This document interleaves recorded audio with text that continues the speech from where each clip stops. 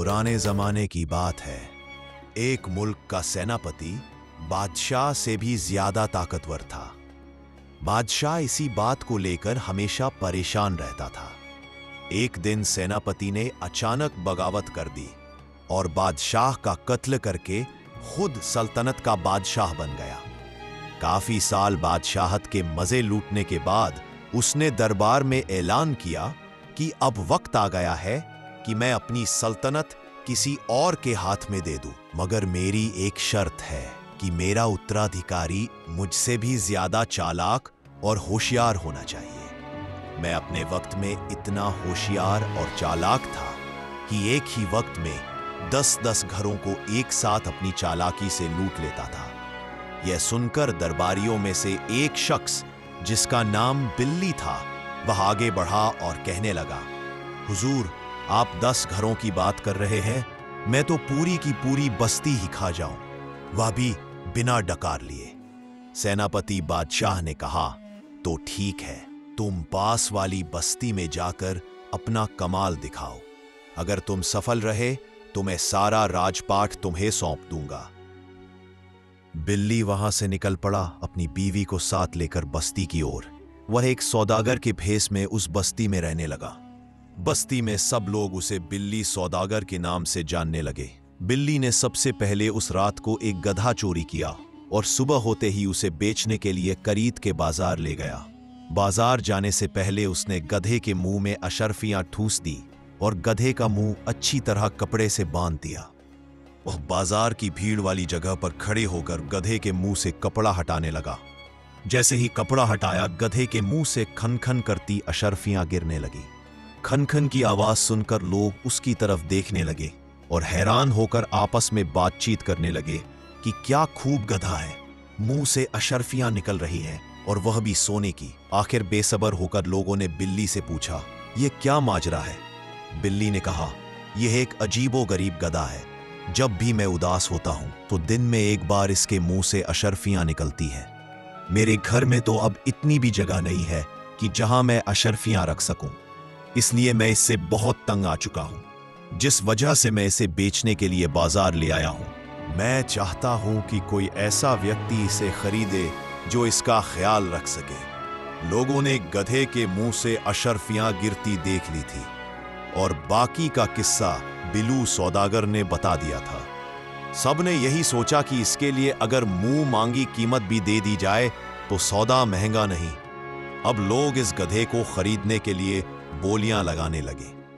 आखिरकार एक बनिए ने गधे को 10,000 सोने की अशर्फियां देकर खरीद लिया। बिल्लू सौदागर ने 10,000 अशर्फियां बनिए से ली और जमीन पर पड़ी अशर्फियां उठाकर घर चला आया। दूसरी तरफ बनिया गधा लेकर अपने घर की तरफ चला गया। सब लोग तमाशा देखने के लिए बनिए के पीछे पीछे उसके घर पहुंच गए। बनिए ने कहा, भाइयों, चलो अब गधे के मुंह से अशर्फियां निकालते हैं। बनिया और बाकी लोग उदास शक्ल बनाकर गधे के सामने बैठ गए। काफी देर इंतजार करने के बाद जब अशर्फियां गधे के मुंह से ना निकली तो वे परेशान हो गए। इस दौरान एक अक्लमंद शख्स वहां से गुजरा। उसमें जब देखा कि इतने सारे लोग परेशान बैठे हैं तो उनसे पूछा, क्या माजरा है? बनिए ने उसे सारी बात कह सुनाई। उस अक्लमंद आदमी ने बनिए को बताया, तुम्हारे साथ धोखा हुआ। इससे पहले कि वह लुटेरा भाग जाए, फौरन उसे पकड़ लो, फौरन उसे पकड़ लो। सब लोग इकट्ठे होकर बिल्लू के घर पहुंचे और दरवाजा खटखटाकर बिल्लू को आवाज दी। अंदर से उसकी बीवी ने कहा, जी बिल्लू तो किसी काम से बाहर गए हुए हैं, आप बाहर इंतजार करें, मैं अपना पालतू कुत्ता भेजती हूं, वह वहां जाकर अपने मालिक को अपने साथ ले आएगा। लोग यह बात सुनकर हैरान हो गए और सोचने लगे कि एक कुत्ता अपने मालिक को कैसे घर ला सकता है। असल में यह बिल्लू सौदागर की एक और चाल थी। वह अभी भी घर में ही मौजूद था। उसे पता था जब गधे के मुंह से सिक्के नहीं निकलेंगे तो लोग उसके घर की तरफ आएंगे। इसलिए उसने अपनी बीवी को पहले ही समझा दिया था कि क्या करना है। तुरंत बिल्लू की बीवी ने कुत्ते को आजाद किया, जो दरवाजे से निकलकर लोगों के सामने से होता हुआ भाग गया। दूसरी तरफ बिल्लू अपने घर की पिछली दीवार फलांग कर कुत्ते के संग भागा। कुछ ही देर में उसने कुत्ते को पकड़ लिया और उसके साथ वापस घर की तरफ आ गया। थोड़ी ही देर गुजरी थी कि लोग आंखें फाड़े बिल्लू को देख रहे थे, जो अपने कुत्ते के पीछे पीछे चला आ रहा था। सब लोग ये बात भूल गया कि वे वहां क्यों आए थे और कुत्ते की प्रशंसा करने लगे कि ये कुत्ता तो बड़ा ही कमाल का है। तभी एक सेठ ने बिल्लू से कहा कि मैं इस कुत्ते के बदले 5000 अशर्फियां दूंगा। बिल्लू बोला, मैं इस कुत्ते को किसी भी कीमत में नहीं बेचूंगा, यह एक जादुई कुत्ता है। सेठ बोला, चलो फिर 10,000 ले लेना। बिल्लू मान गया। वो सेठ कुत्ते को लेकर अपने घर की तरफ चल पड़ा और लोग उसके पीछे पीछे चल पड़े, ये देखने के लिए कि कुत्ता आखिर घर से गए हुए शख्स को कैसे वापस लाता है। जिस सेठ ने ये कुत्ता खरीदा था, उसका एक गुलाम भी था जो सेठ से बड़ा ही तंग था और हमेशा इसी ताक में रहता था कि कब मौका मिले जिससे वह हमेशा के लिए सेठ के घर से भाग सके। सेठ अपने घर पहुंचा तो उसने अपने गुलाम से कहा, तुम जरा साथ वाली बस्ती में जाओ और वहां से चावल के दाम पूछ कर आओ।